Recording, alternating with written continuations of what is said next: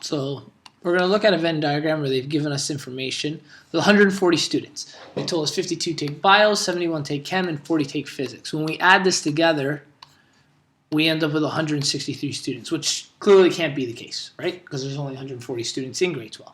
So we know that these are not our final numbers or the exact amount of guys taking specifically those courses. These are going to have students who are overlapping, taking many of the courses. And in fact, they told us that bio and chem has 15, chem and physics have 10, bio and physics have 11, and there are 2 people who are taking all 3 of these courses. So we set up our Venn diagram down here. I'll move this over just a little. This side, okay.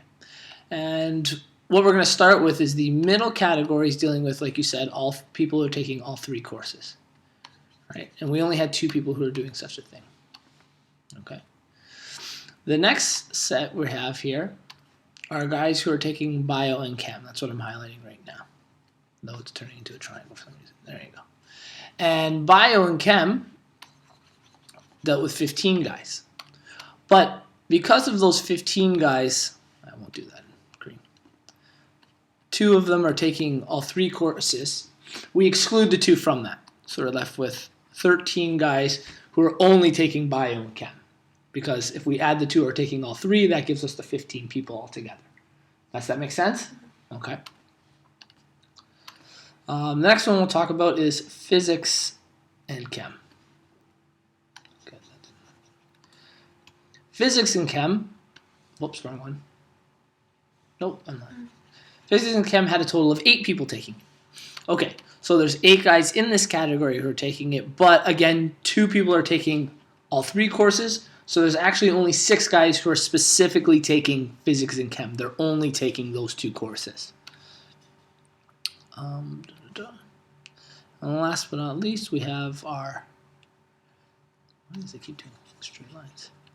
We have bio and physics. And bio and physics has 11, exact same idea like we did before. 11, going to subtract the 2 guys who are taking all 3 courses, and we're left with 9 people.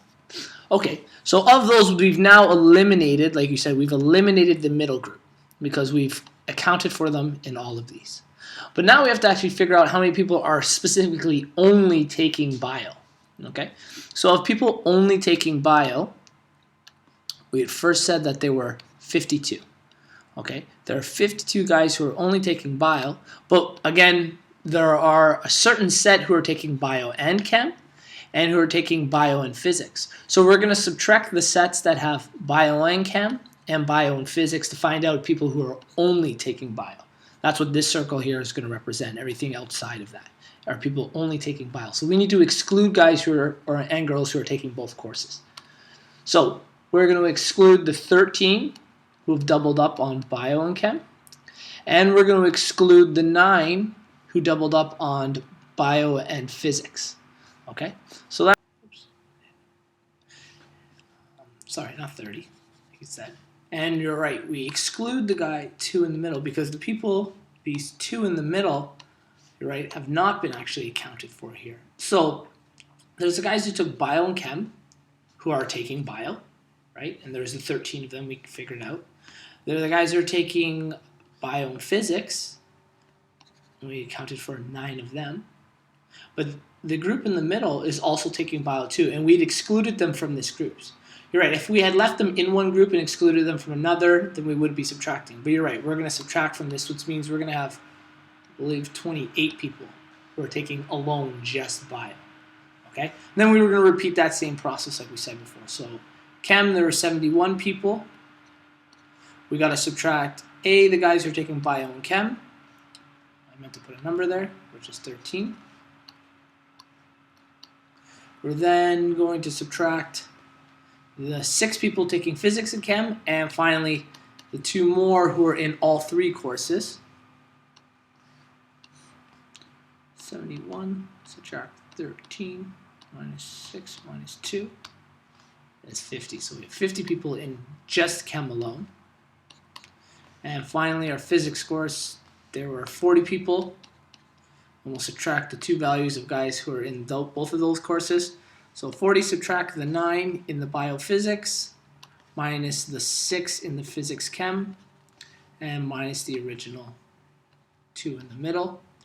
We're looking at 8, 17, 23, I think. We should double check. I think it's 23. So then what we got to do is the actual question, what was it asking us? How many people are not taking any course? I think that's what it was asking. How many students are not taking any of these 3 courses? So we're going to have to figure out how many students there are in general, which means these values, people taking only chem, only bio, only physics, plus the people who are taking both, plus the 2 other who are taking all 3 is what our total numbers are going to be. So chem has 50, bio has 28, right? I guess we'll write it beside it. Only bio, only chem, and only physics are 23. Then we have people taking bio and chemistry, which we said were 13. Physics and chemistry, which was 6, and bio and physics, which was 9. And then finally, there were 2 people taking bio, physics, and chem. So how many students are actually in science courses altogether? And I'm going to double check that other number just before we continue. Minus 9, minus 2, minus 6. Okay, good.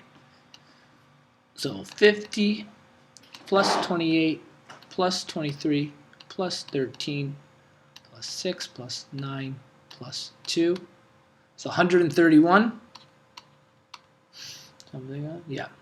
Which means of the total, which we said at the beginning was 140 students, because 131 are enrolled in science classes.